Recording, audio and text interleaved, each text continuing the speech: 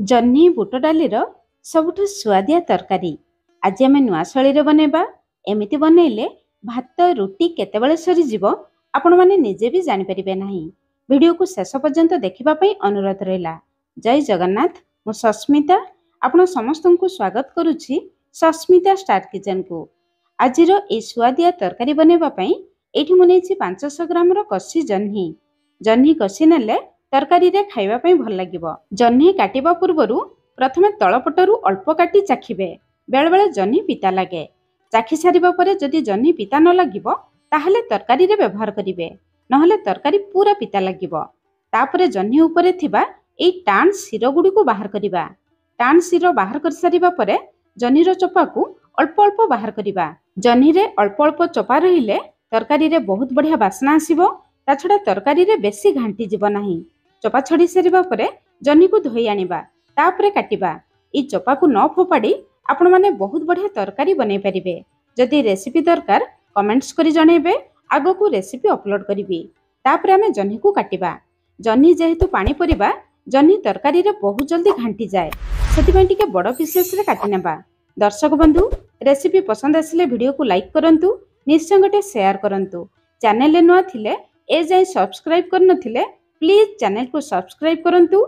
आउ नुआ नुआ वीडियो रो नोटिफिकेशन पाइबा पई बेल आइकन रो ऑल ऑप्शन रे प्रेस करंतु। 500 ग्राम जह्नी पई एठी मु गोटे बड़ साइज रो आलू नेछि। आलू आपनको हिसाब रे कम बेसी करी नै परिबे। आलू को टिके पतला काटिबा, जहा द्वारा तरकारी रे जह्नी आलू समान भाव रे सिझि जिवे। आलू काटि सारिबा परे पानी रे रखिबा, आलू कळा पड़िबो नाही। 500 ग्राम रो जह्नी पई एठी मु नेछि 200 ग्राम रो बुट डाली। बुट डाली को राति सारा पानी रे बतुरै दिथिली। डाली देखंतु भल भाव रे बतुरी जाइछि। डाली को निहाती भल भाव रे बतुरै नेबे। एबे डाली को गोटे प्रेशर कुकर रे देबा। डाली को देखि स्वाद अनुसार लूण, अल्प हळदी गुंड देबा, अल्प तेल देबा। तेल देई डाली सिझेइले हळदी रो चिन्ह कुकर उपरे लागि न थाए। एबे डाली रे पानी देबा। पानी अधिक देबे नाही किंबा कम देबे नाही। डाली बुडीबो सेतिकी पानी देबे। अधिक पानी देले डाली बेसी सिझि जिवो, कम पानी देले डाली भल भाव रे सिझि परिबो नाही। एबे गैस उपरे हाई फ्लेम रे गोटे हुइसिल, तापरे लो फ्लेम रे दुईटी हुइसिल देई बाहर को बाहर करी आनिबा।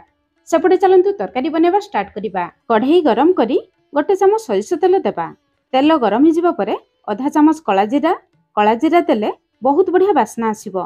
जदि नथिबो साधा जीरा दे परिबे। जीरा फुटी जिबा परे काटी रखितिबा आलू को देबा। आलू को देखि स्वाद अनुसार लूण देबा। एबे आमे आलू को भाजिबा। आलू को सिझिबा पई टिके अधिक समय लागिबो, सेथिपई भाजिबा समय रे गैस रो फ्लेम पूरा लो रखी 2 मिनिट लेखा दुई थर कभर करी भाजी नेबा, जहा द्वारा आलू भाजिबा समय रे हल्का सिझि जिवो। 4 मिनिट परे एठी हमर आलू हल्का सिझि आसलानी, हल्का लाल कलर हे आसलानी।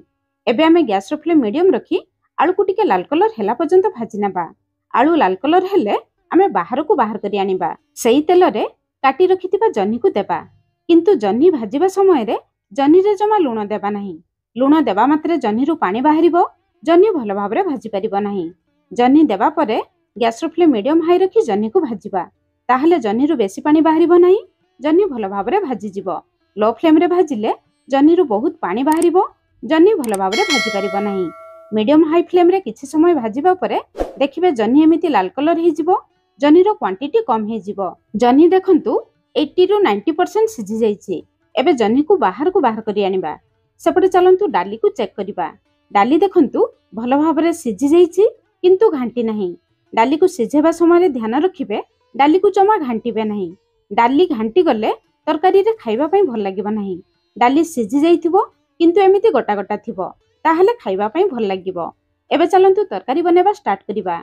कढ़ई को गरम करी 2 बड़ चामच सरिष तेल देबा। तेल आपनको हिसाब रे कम बेसी करी देई परिबे।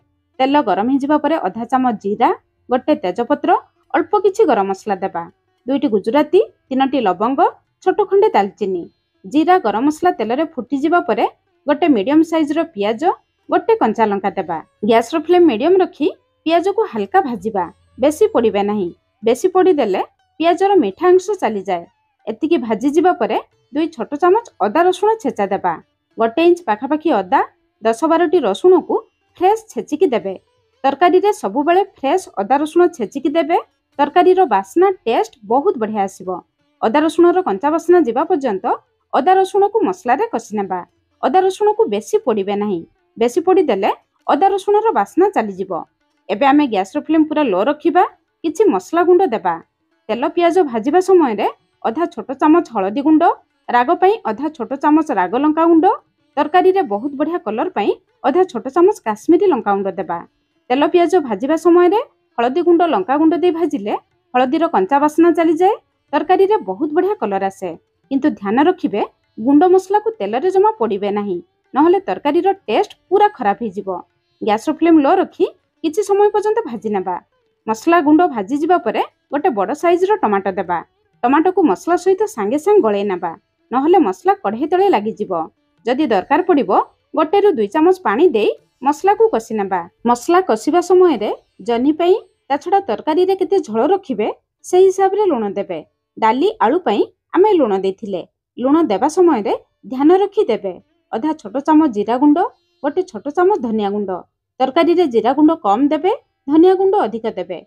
अधा छोट चामच मीट मसला देले एई तरकारी रो टेस्ट बहुत बढ़िया आसीबो। जदि मीट मसला नथिबो गरम मसला गुंड भी दे परिबे। मसला कसिबा समय रे जदि दरकार पड़िबो 3-4 चामच पानी देबा, नहले मसला कढ़ई तळे लागि जिवो।